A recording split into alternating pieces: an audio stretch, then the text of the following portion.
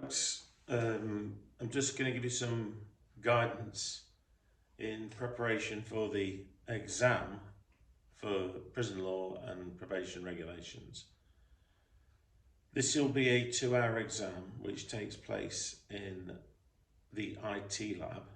I'll tell you exactly which IT lab it is.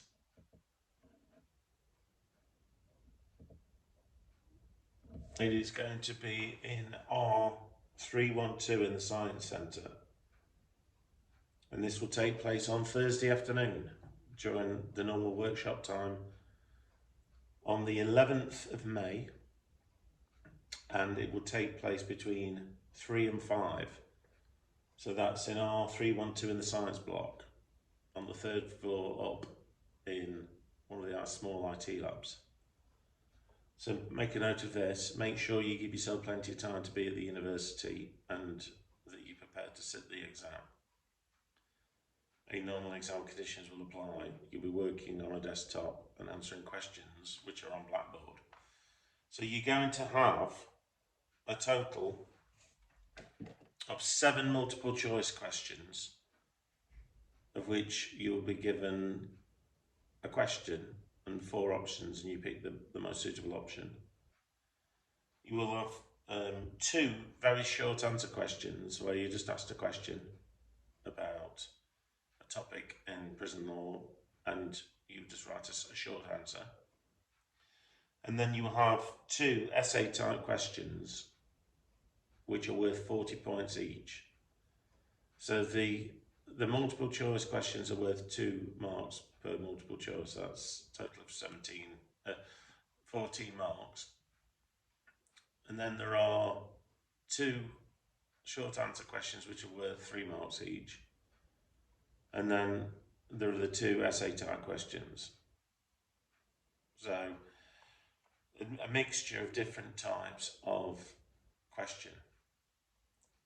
What I recommend you do look at then, if you want to sort of start looking at focusing in on some materials for your revision, I would look at, for the essay type questions, issues around the whole life tariff and whether it's legal. And we covered this in detail in one of our workshops. So if you think about the cases of Jeremy Bamber,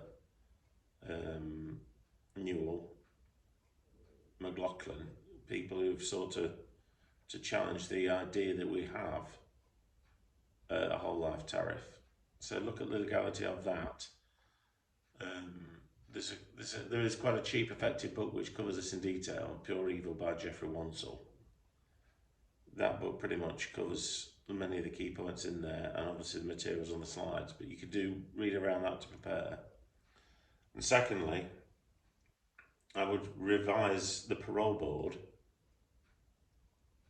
in the fact that the parole board's been involved recently in several high-profile legal challenges to various different cases, which again we talked about in detail in the workshops. So cases such as John Warboys, known as John Radford, Helen McCourt, various different cases like the Nobody No Parole. So there's quite a lot of cases that have been reported and have gone into the courts where people and the media have challenged the decisions of the parole board. You're going to be required to sort of provide an evaluation of some of the cases. So choose some cases where the parole board's been involved in high profile cases and explain what happened and the legalities of that. In relation to the other questions then, the Convention of Human Rights, issues around judicial review, the sort of Wolf inquiry, Strange Ways prisons, things to do with the Prison Act, basic provisions that the Prison Act 1952 provides. So I'm giving you this guidance now, so it gives you time to prepare, because you've got 2 weeks off.